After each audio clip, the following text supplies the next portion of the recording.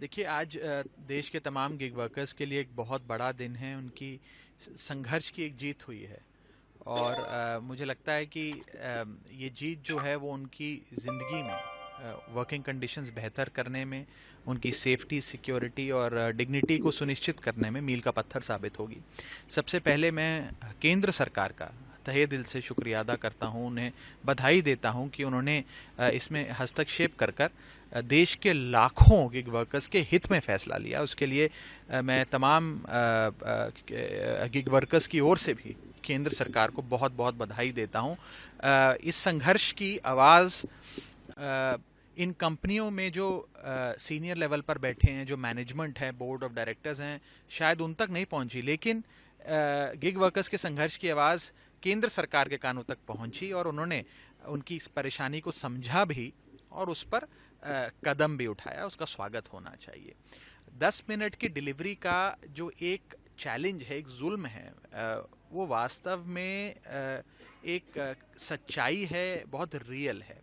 क्योंकि जब तमाम गिग वर्कर्स के यूनिफॉर्म पर 10 मिनट की डिलीवरी का प्रॉमिस लिखा हो, उनके बैकपैक पर लिखा हो और साथ ही साथ कस्टमर के फ़ोन पर लगातार टाइमर चल रहा हो कि बस 8 मिनट हो गए, आपका खाना आने वाला है, 9 मिनट हो गए, खाना आने वाला है, तो ये जो अनरियलिस्टिक प्रॉमिस है 10 मिनट की डिलीवरी का और उसका दबाव, उसका प्रेशर जो है वो एक खतरनाक रूप में तब्दील हो जाता है, जिसके चलते रैश ड्राइविंग होती है, अनसेफ ड्राइविंग होती हैं। जो राइडर्स हैं उनकी खुद की ज़िंदगी भी जोखिम में वे डाल के डिलीवरी करते हैं और सड़क पे जो उनके साथ और लोग चल रहे हैं अपनी गाड़ियों में, स्कूटर्स में या पैदल चल रहे हैं, उनकी ज़िंदगी को भी खतरा है।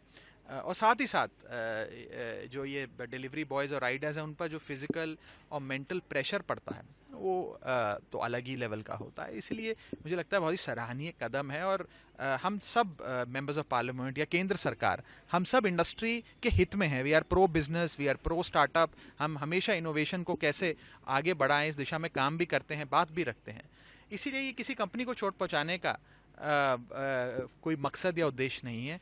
उद्देश्य सिर्फ इतना है कि ये जो ब्लिंकिट और तमाम क्विक कॉमर्स कंपनीज के जो राइडर्स हैं, डिलीवरी बॉयज़ हैं, इनकी ज़िंदगी बेहतर हो, उनकी जो इनविजिबल पेन है उसे विजिबल किया जाए, दिखाया जाए, लोगों के सामने रखा जाए। भाई यही एक छोटी सी कोशिश रही और इस कोशिश के चलते मैंने भी प्रयास किया कि मैं लगातार इस मुद्दे को उठाऊं। मैंने संसद के भीतर भी अभी जो पिछले महीने विंटर सेशन समाप्त हुआ उसमें इस मुद्दे को बेबाकी से रखा।